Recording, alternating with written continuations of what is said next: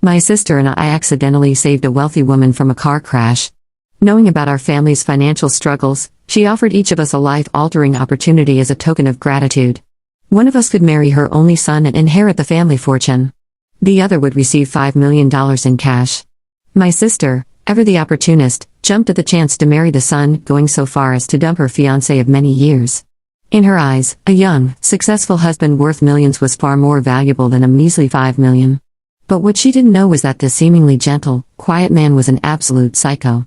Within a year, he had tormented her so badly that she was mentally broken and wished she had never met him. Meanwhile, I took the $5 million, studied abroad, earned multiple degrees, and came back home to start my own business. I caught the wave, met the right people, and my career took off. Soon, I had a string of eligible bachelors pursuing me. And then, I woke up. There we were again. My sister and I, sitting across from Mrs. Van Derlen. She smiled warmly. Her handsome, silent son sat beside her. And on the table beside them lay a check for $5 million. Haley, Riley, who wants to choose first? She asked kindly. My sister immediately raised her hand, pointing directly at the check. In that moment, I knew she remembered everything too. Haley, Riley, Mrs. Van Derlen continued, her smile bright. I'm a straightforward woman, so I won't beat around the bush. This is my only son, Xavier. He was hurt as a child and has since become rather introverted. He doesn't talk much, and he has no interest in joining the family business. So, I'd like to choose one of you to be my daughter-in-law and, eventually, take over the company. The other will receive $5 million upfront. Why don't you take a moment to discuss? As her words echoed, a flood of bloody memories hit me like a wave. I had been given a second chance at life. The last image from my past life was of the sterile white walls of a mental hospital, right before Haley shoved me off the 7th-floor balcony. As I fell, I could almost hear the sickening sound of my skull cracking open, blood and brain matter leaking out, mixed with Haley's desperate screams. Why, Riley? Why do you get to be successful and live such a good life? That luck should have been mine. I made the wrong choice, and you reaped all the rewards. She blamed everything on me. But in our past life, she had chosen to marry Xavier. She dumped her loyal boyfriend just to chase a rich title. Who knew that the quiet, seemingly gentle Mr. Van Derlen was a complete monster? On their wedding night, he tied her to the bed and lectured her about Lagrange's equations, all night long. Afterward, he gave her math problems to solve. For every mistake, he pulled out a fingernail. The next night, it was Newton-Leibniz formulas. If she couldn't solve them, he pulled out a tooth for every wrong answer. Of course, Haley only told me this much later, after she had completely lost her mind and was screaming in the psychiatric ward. At first, I felt sorry for her. I wanted to help her escape, help her get justice. But then I realized, her deepest pain wasn't being abused by Xavier. It was me.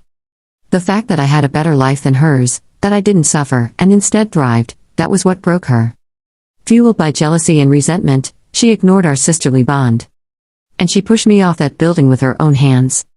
Now reborn, sitting once again in front of Mrs. Van Derlen and her son, my palms were sweating with anxiety. I silently vowed that this time, I would not concern myself with Haley's fate.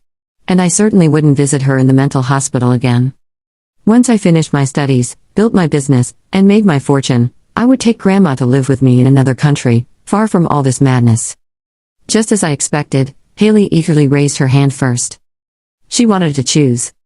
Ever since we were kids, growing up poor with limited resources, she was always competing with me for everything, never giving in. Being easygoing by nature, I often let her win. But this time, with the knowledge I carried from our past lives, I sat quietly and watched it all unfold. Mrs. Van Derlen, I actually have a boyfriend, Haley said sweetly. So why don't you keep Xavier for my sister? I'll take the $5 million instead. My inner alarm blared. My pupils dilated involuntarily. I knew her far too well. Haley was greedy, arrogant, and allergic to hard work. $5 million would vanish in no time. There was no way she wasn't tempted by the thought of becoming the wife of a billionaire's only son. Yet this time, she didn't even glance at Xavier. Her greedy gaze was locked entirely on the check. She leaned toward me, took the check in one hand, and whispered in my ear. Riley, this time, it's your turn to suffer. And in that moment, I knew she remembered everything too.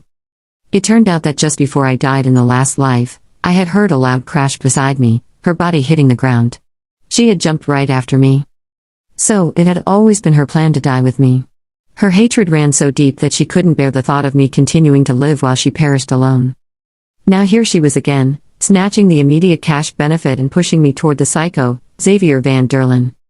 I heard Xavier doesn't socialize much, Haley added, trying to make him sound undesirable. He loves books, especially math.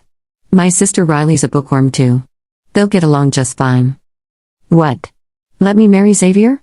Let me become the toy of her deranged ex-husband, while she took the money and walked off into her version of a happy ending? I may be reborn, but I haven't lost my sanity. Before she could even warm the check in her hand, I snatched it back. Then I turned respectfully to Mrs. Van Derlen and handed it back. Mrs. Van Derlen, I said calmly, thank you for your kindness. But we can't accept such a generous gift. Although our family doesn't have much, our grandmother always taught us to be honest and kind. Saving you the other day was just a good deed. You really don't need to repay us. With that, I stood up and glanced briefly at Mr. Van Derlen, who had been sitting silently beside her. Honestly, the guy was almost criminally handsome. If I didn't have memories from my past life, I might have been fooled by that perfect face. But behind that pretty face was a mind as twisted as a labyrinth of nightmares. And Haley? She thought she had the upper hand, trying to shove me into the fire while she grabbed the prize? Fine. Let's just embrace some old-fashioned virtue and walk away with nothing. Riley, are you crazy? Back at home, Haley exploded. Mrs. Van Derlen is worth billions. Xavier is her only son. He's introverted, doesn't socialize, and clearly has no interest in business. It's obvious she plans to pass her entire fortune to a loyal daughter-in-law. She stared at me, trying to keep her voice calm but urgent. Riley, even if you're not thinking about yourself, at least think about Grandma. We didn't have parents growing up. Grandma raised us all on her own. She's over 70 now. She still wakes up early to collect recyclables and stays out late selling wontons. No matter how much we beg her to rest, she keeps saving up money for our future dowries. Don't you want to give Grandma a better life in her old age? After I handed the check back to Mrs. Van Derlen, the silence in the car on the way home was suffocating. Haley didn't say a word. But I could feel the heat radiating off her like a furnace. She was furious, not just because I'd ruined her plan, but because I had humiliated her in front of someone powerful. Again. At home, Grandma had already left for her evening shift selling wontons at the night market. Her shoes were still wet from the rain, left carefully by the door. Her work apron hung near the window, patched and faded. Haley stormed into the kitchen and slammed the fridge door. What the hell was that, Riley? She hissed. Are you seriously trying to throw your life away just to spite me? I ignored her and walked straight to the bathroom. I needed space to breathe, to think. She banged on the door. You think you're some kind of saint? Do you even realize what you've done? I did. And it scared me how much I didn't regret it. When I finally emerged, she had disappeared into our shared bedroom, leaving only the faint smell of her perfume behind, a mix of sweetness and rot. The next morning, I woke up before dawn. Grandma had already left again, another double shift. While Haley was still fast asleep, I tiptoed to the old kitchen cabinet. Behind the mismatched plates and an unopened jar of plum sauce was a thick envelope, yellowing with age and carefully sealed. Grandma's savings. Her wedding gift to us. It wasn't much. Maybe $20,000 in total. But every bill was ironed flat, every coin accounted for. She'd collected cans for this. Sold rice balls in the freezing rain. Stood on aching legs for 10-hour shifts just to set something aside for us. For Haley, this envelope was a backup plan. For me, it was a lifeline. I clutched it to my chest and made my decision. That afternoon, I returned to the Van Derlen estate, not with greed, not with fear, but with clarity. Mrs. Van Derlen was seated in the garden, sipping tea under a massive cherry blossom tree. Her posture was regal, almost intimidating. Xavier was nowhere in sight. When she noticed me, she smiled, but it didn't reach her eyes. Back so soon, Miss Riley? She asked, setting her cup down. Changed your mind? No, I replied, holding my ground. I didn't come to ask for the money or the marriage proposal. Oh? Her brow arched. I came to ask for a job. Her teacup paused midair. I have some savings. Not much. But enough to rent a small apartment and finish my degree. I just need time. And safety. Away from Haley. Away from everything. Mrs. Van Derlen leaned back, her expression unreadable. You'd rather work your way through this world than take a shortcut handed to you on a silver platter? She asked. I nodded. Yes. She studied me for a long moment, then gestured for me to sit. You remind me of myself when I was young, she said softly. Everyone else tried to flatter or manipulate me. But I built my empire from scratch. I see that same steel in your spine. She took a small notebook from the table and flipped it open. I have a vacant assistant position. Temporary. Low pay. Grueling hours. You'll answer directly to me. I'll take it, I said, almost too quickly. She smiled then, genuinely, this time. Very well. You start Monday. That weekend, I moved out. Haley didn't fight me. She was too busy partying, spending the check she'd stolen with manic energy. Spa appointments, designer bags, dinners at 5-star restaurants. She thought she had won. But I knew better. And deep down, so did she. On my first day at work, I arrived 10 minutes early in a borrowed blouse and slightly scuffed heels. The Van Derlen Corporation headquarters was a towering structure of glass and chrome. Cold, sleek, and intimidating. Just like the family that ran it. I was sent to the 22nd floor, where Mrs. Van Derlen's private office overlooked the city skyline. The air was crisp with filtered lavender, and her assistant, Mara, was the kind of woman who could kill with a look. You'll shadow me until further notice, Mara said briskly. Don't touch anything. Don't speak unless spoken to. And never, ever, interrupt Madam when she's on a call. Understood.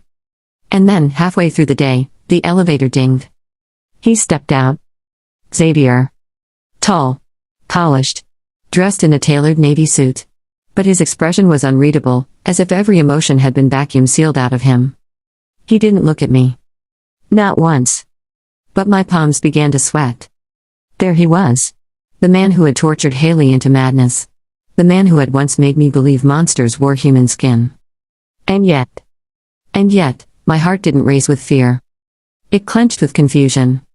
Because something in his eyes, distant, yes, but familiar, felt less like a threat, and more like a memory. Over the next few weeks, our paths crossed often. He didn't speak much. Barely acknowledged me, actually. But I saw the little things. How he carried his own notebooks, filled with scribbles of advanced calculus and number theory. How he never met anyone's eyes, except when lost in thought. And how, once, I caught him sketching a coordinate plane on the corner of a napkin, something oddly beautiful. I stared too long. He noticed. And for the first time, he looked at me, really looked at me. You like math? He asked, his voice quiet. I love it, I replied, almost breathless. He tilted his head slightly, like a child seeing something unexpected. What's your favorite theorem? That was our first real conversation. And it lasted 45 minutes. Later that day, I walked past Haley at the salon. She was laughing too loudly, draped in a fur coat far too warm for the season. Her eyes landed on me, and for a second, I saw it. Panic. She had spent half the money already. Maybe more. And I? I was climbing again. But this time, not for revenge. For something quieter. For peace. Xavier and I began having lunch together once a week. At first, it was awkward, like trying to speak two different dialects of the same language. He brought math textbooks to the table. I brought sandwiches. But somehow, our mismatched rhythm worked. He never made small talk. But he'd launch into complex theories about prime numbers and infinite series like they were gossip topics. It should have been exhausting, but strangely, I found it comforting. It was like code. And I had finally learned how to speak it. One Thursday, he asked, without preamble, do you think love can be quantified? I blinked. I'm not sure. Love is messy. Numbers are clean. Xavier tapped his pen against his notebook. I disagree. If something changes you, reroutes your entire trajectory, then there has to be an equation behind it. A point of origin. A force of deviation? And what if the force is betrayal? I asked quietly. He didn't look at me. But his hand paused mid-scribble. Then the function becomes nonlinear, he said after a while. Unpredictable. But still traceable. We sat in silence after that, chewing our food as if trying to digest more than just bread and thoughts. Meanwhile, Haley was falling apart. She had moved into a penthouse apartment uptown, flaunted luxury bags on social media, and posted vague captions like "born for this life." But behind the filters and fake lashes, she was spiraling. One night, she showed up at Grandma's place, drunk, barefoot, mascara running like war paint. She's doing it again, Grandma, she sobbed. Riley's stealing everything from me. I was in the hallway, frozen in place. Grandma sat her down, gave her tea, and gently patted her back. I raised you both the same, she said softly. But Haley, you never wanted to earn anything. You only wanted to win. I deserve to win, Haley shouted, smashing the cup on the floor. She tricked me. She made me pick the money again. That's when I realized she wasn't even lying for drama. In her mind, she truly believed it. The second life hadn't humbled her. It had poisoned her further. Back at the Van Derlen Corporation, Mrs. Van Derlen began calling me into her office more frequently. At first, it was for minor tasks, reviewing reports, organizing her meetings. But then she started asking questions. What do you think of Xavier's latest project?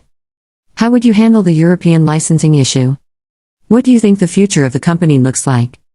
It was subtle, but clear. She was grooming me. Not just as an assistant, but as something more. I wasn't sure how I felt about that. One Friday evening, Xavier and I stayed late at the office, reviewing a logistics algorithm he had been perfecting. He wasn't good with spreadsheets, so I helped him format his code into something presentable for the board.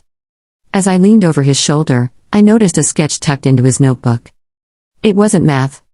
It was me. Drawn with surprising detail, my profile, head tilted, reading a book. You drew this? He stiffened. Don't touch it. I gently slid it back without comment. His ears flushed pink. I draw things I can't explain, he muttered. It helps me understand.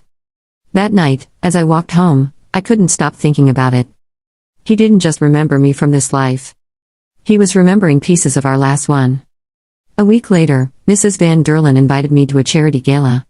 Not as her assistant, but as her guest. I wore a modest black dress borrowed from a friend. She had a personal stylist touch up my hair and makeup. For the first time in my life, I looked expensive. As we entered the ballroom, all eyes turned. And among them was Haley. Draped in red silk, clinging to the arm of an aging CEO she had clearly seduced. Our eyes locked across the chandelier-lit room. She smiled. But it didn't reach her eyes. Because she knew. No amount of money could buy the position I was slowly stepping into. No amount of seduction could compete with actual respect. Mrs. Van Derlen introduced me to partners as a bright mind with a future in leadership.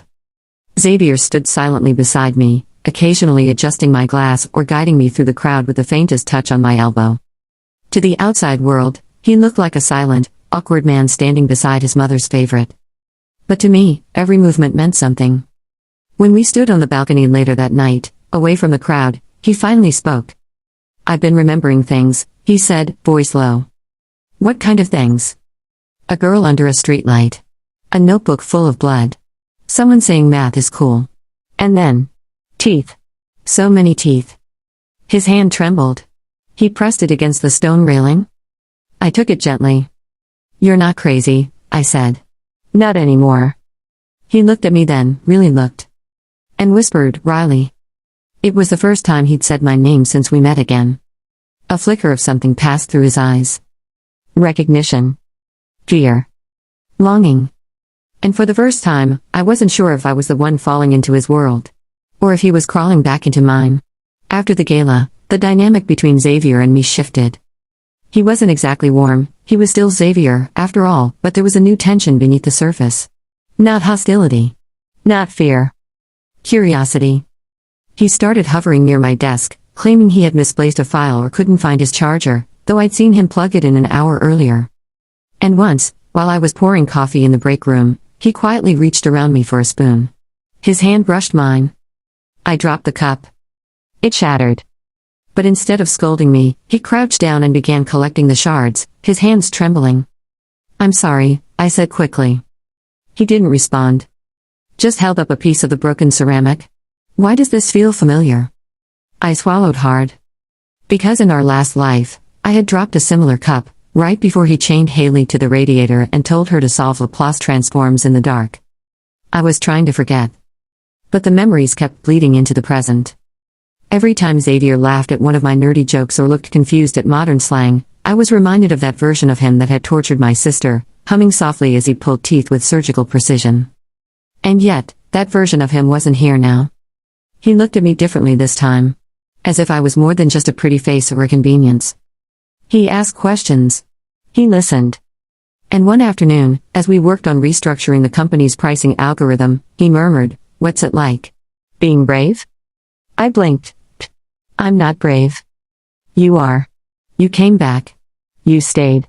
Most people run away from things they can't explain." I didn't answer. Because if I had, I would have told him the truth. I wasn't staying for him. I was staying for Grandma. For the life I was trying to rebuild. And maybe, for answers I didn't yet understand. Haley, meanwhile, was unraveling fast. The tabloids had started whispering. Her lavish spending was unsustainable. Her fake fiancé had disappeared. Rumor was, he'd found someone less combative. She showed up at my apartment one night, rain-soaked and mascara streaked again. "You think you're winning?" She snapped the moment I opened the door. "You think being his little assistant is some kind of prize?" "I didn't ask for any of this, Haley." She stepped inside without permission, clutching a worn-out Chanel purse like it was her lifeline. "He's playing with you," she hissed. "Just like he played with me. You think he's better now, but deep down, he's still broken. He still remembers what he did to me. I see it in his eyes." Her voice cracked. I stayed silent. Because, for once, she wasn't wrong. Xavier was healing, but healing didn't erase what he was. What we all had been. The next morning, I returned to the mansion for a weekend strategy session with Mrs. Van Derlen. She was wearing a crisp cream suit and pearls, her expression unreadable as always. "I saw your sister last night," she said, not looking up from her tablet. She tried to sell her Van Cleef necklace to one of my investors. Claimed she was raising money for a startup. I winced. "I'm sorry." "Don't be." She made her choice. Twice. She glanced up. "And so did you." We worked late into the evening, and I ended up staying for dinner. Xavier joined us. He was quiet, as usual, but at one point he passed me a note folded into a tiny square. It read, "If I asked you to help me remember everything, would you?" My hand trembled slightly as I wrote back. "Only if you're ready to face what you find." He folded the paper again and tucked it into his pocket like a secret he'd been waiting to carry. Later that night, I found myself unable to sleep. The guest room overlooked the garden, where Xavier often wandered at night, muttering to himself or scribbling formulas on the back of leaves like they were pages from a sacred book. I went down to find him sitting on the swing, staring at the moon. "I used to be someone else, didn't I?" he asked without turning. "Yes." He finally looked at me. "I was? Cruel." I didn't reply. "I hurt her," he said. "I don't know why. But I feel it. In my bones." "You were sick," I said quietly. "But that doesn't excuse it." He nodded slowly. "I want to fix it." "Then start with yourself." He reached into his pocket and pulled out a little note. "This is my equation now," he said. "And I think you're the missing variable." Back upstairs, I lay in bed staring at the ceiling. Was it possible? Was redemption real? Could someone who had caused so much pain find peace? And deserve love? Even if that someone was Xavier? And what did it say about me, that I no longer recoiled when he touched my hand? That a part of me wanted to protect him? Not from others. But from himself. Because the Xavier I once feared was long gone. In his place stood a man trying, desperately, to understand how he'd broken, and whether anything of value remained inside the pieces. Grandma collapsed at the market. It was a minor fall, they said. She had slipped while trying to carry a tray of hot wontons through a crowded alley. But I knew the truth. She was exhausted. She had raised us with nothing but her back and her will, and now that back was giving out. At the hospital, she smiled through the oxygen mask and told me not to cry. But when she drifted off to sleep, I slipped into the hallway and let the sobs tear through me. I was so tired of watching the people I loved fall apart. So tired of being a reaction. It was time to act. That evening, I stood outside the Van Derlen estate and called Mrs. Van Derlen directly. She picked up on the second ring. "I want answers," I said. There was a pause. Then her cool voice, "Come to the garden." I found her trimming roses in the moonlight like a queen overseeing her poison kingdom. "Tell me everything," I demanded. "Why us? Why me? Why this whole performance?" She didn't even look up. Because pain is a poor teacher, Riley. But regret? Regret is a scholar. I stepped closer. You orchestrated the accident. You knew Haley would go for the money. You expected me to take the marriage. No, she corrected. I hoped. I narrowed my eyes. You manipulated us. Guided, she said. I gave you both a second chance. And I watched. I needed to know who would rise and who would rot. And Xavier? I asked. What was he in all this? A pawn? She finally looked at me. No, she said, voice quiet now. Xavier was the reason.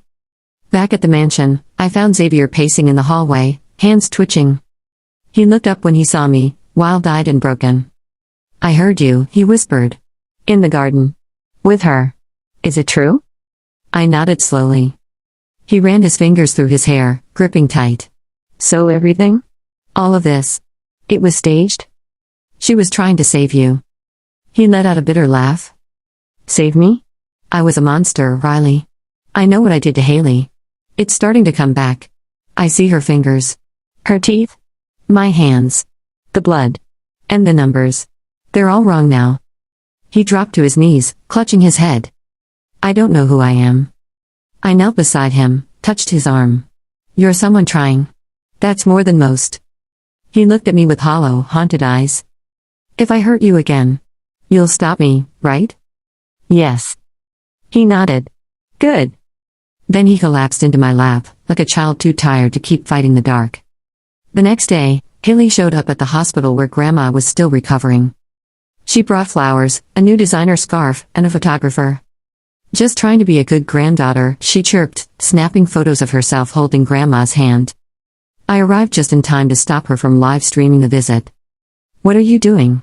I hissed. She smiled. Oh, nothing. Just building my brand. You're exploiting her. She leaned in close. And you're still pretending you're better than me. But I see you, Riley. You're falling for him. Just like I did. I didn't respond. She tilted her head. You know what happens next, right? My voice was ice. Try me. I'll make sure you suffer in this life, too. Let's see how many bones you have left to break. I stared at her. And for the first time in both our lives, I wasn't afraid. That night, I sat beside Xavier in his study. He was drawing again, spirals, graphs, formulas, faces. Mostly mine. Do you think she'll ever stop? He asked. Haley doesn't stop. She self-destructs. He nodded. Like a fractal. Broken patterns repeating, forever. He held up a sketch. It was a coordinate system shaped like a heart. An equation for us, he said. I smiled faintly. So what's the formula? He looked at me, serious. We don't know yet. But if it exists, I want to solve it together.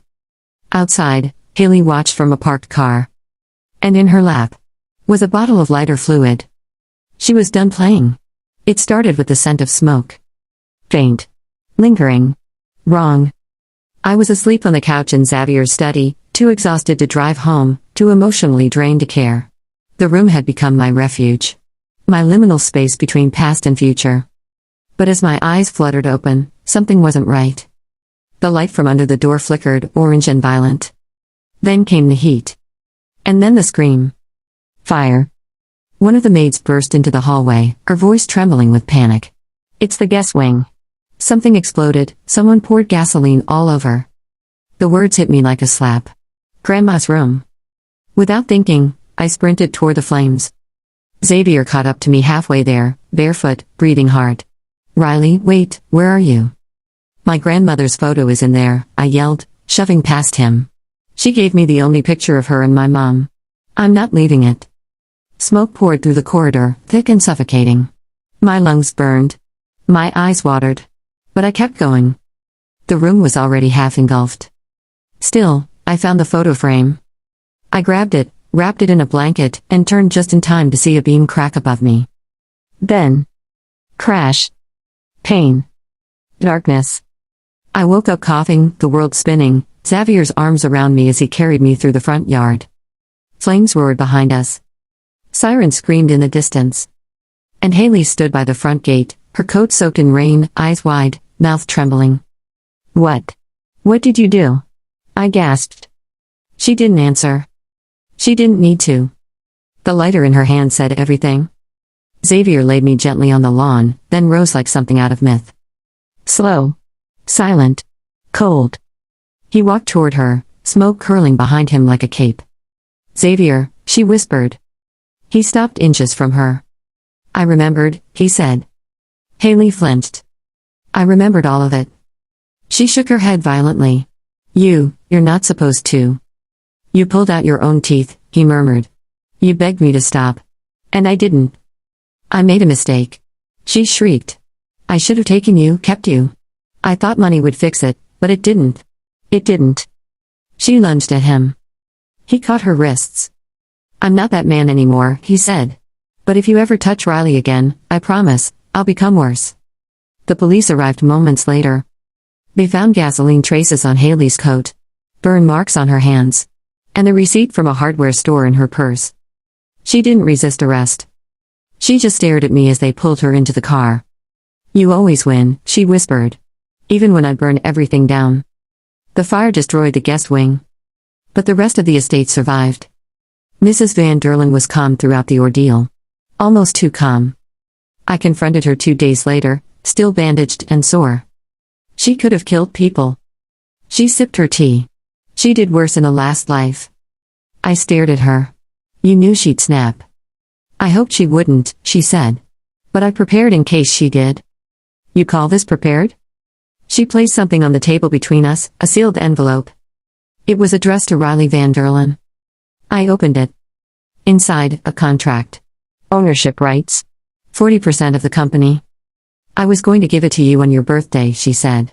But now feels more appropriate. I looked up, stunned. Why me? Because you didn't try to take anything, she said softly. Which makes you the only one I trust to handle everything. I held the document in trembling hands. She stood. You saved my son once in the rain. Then you saved him again from himself. I think that deserves more than gratitude. That night, Xavier and I sat together under the tree in the garden. He handed me a new frame for Grandma's photo. Shatterproof, he said shyly. We sat in silence for a long while, until he spoke. I don't know how to love right, he admitted. I took his hand. Then let's learn together. His eyes met mine. And for the first time, I saw peace. Not victory. Not vengeance. Just peace. In the distance, Haley sat alone in a psychiatric ward, staring at the blank wall, muttering equations that no longer made sense.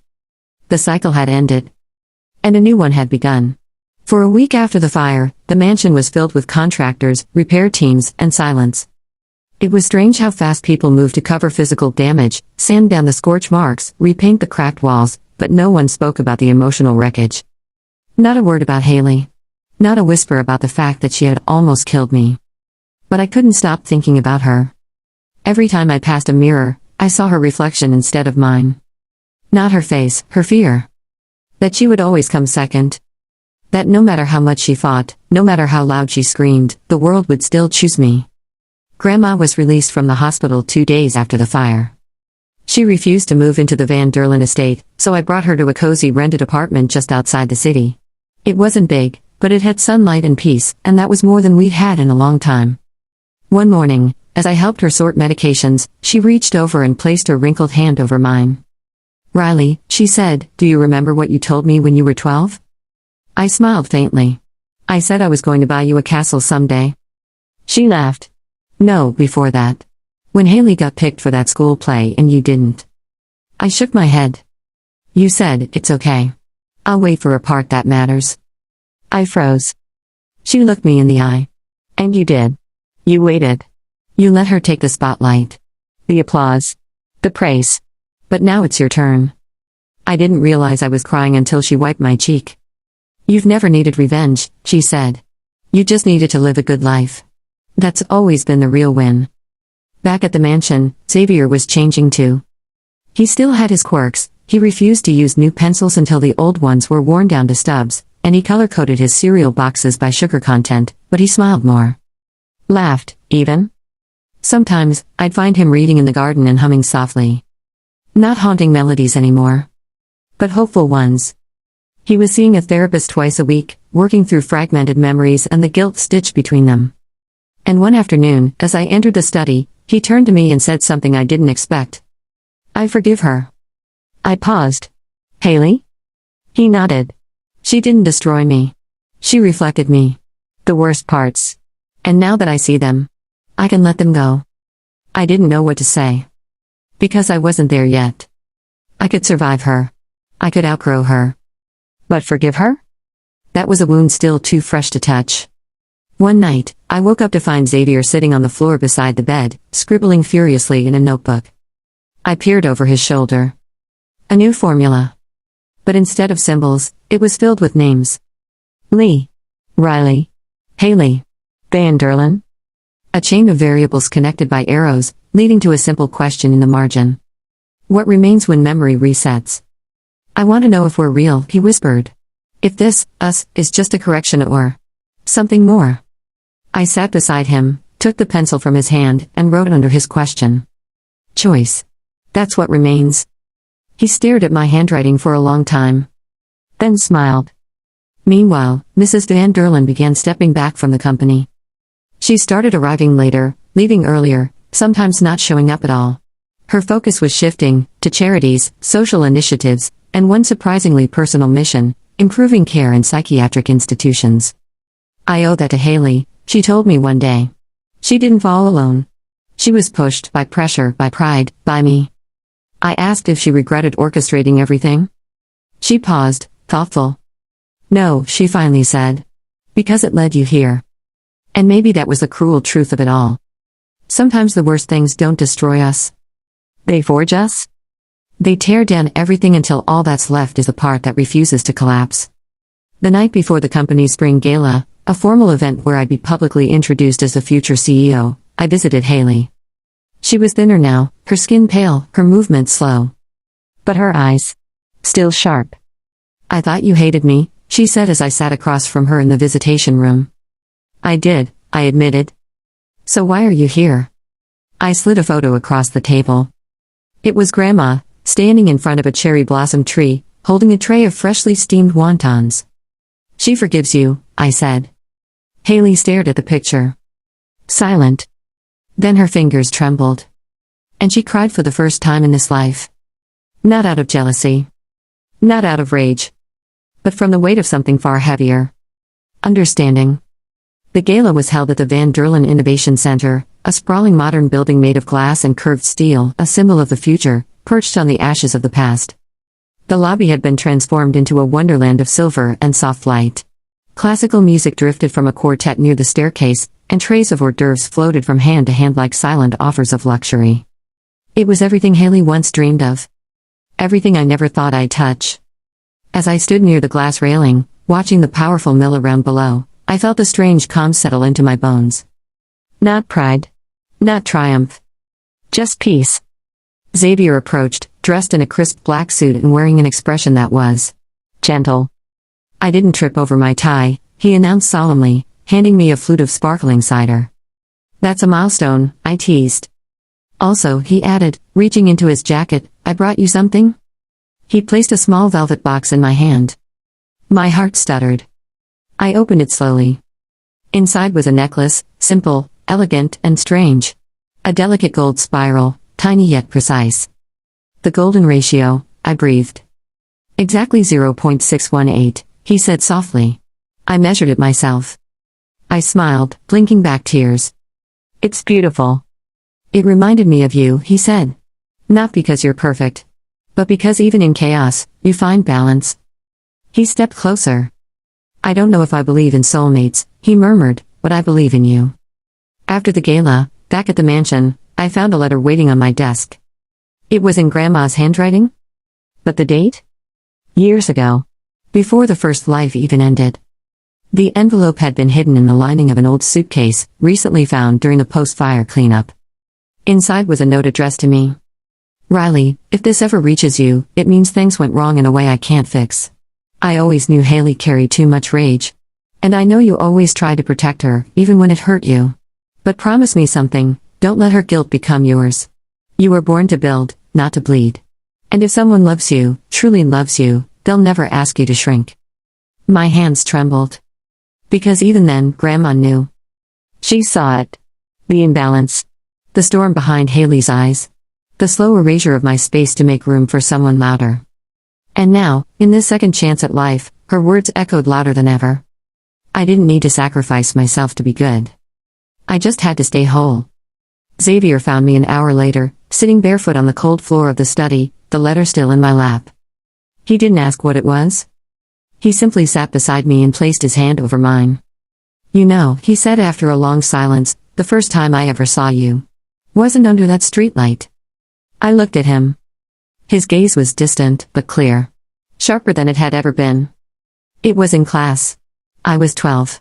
You solved a differential equation before the teacher finished writing it on the board. You didn't even look proud. You just looked relieved. I remember that day, I whispered. You were in the back, chewing your pencil. He smiled. I told my mom that night I'd marry the girl with the tired eyes and smart hands. I laughed, shaking my head. You're just making that up. He turned to me, dead serious. I'm really not. He reached up, brushing a strand of hair from my cheek. You were always the answer I was trying to solve. Later that night, as the house fell quiet, I walked the halls alone.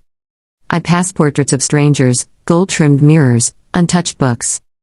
And I understood something I hadn't before. I didn't need to belong to the Van Derlen family. I had transformed it. Not by force. Not by seduction. But by presence. By existing fully, without apology. At the end of the corridor, I found a small table. On it, a candle still flickered. And beside it, a photo frame, cleaned, polished, preserved. Grandma, under the cherry blossoms.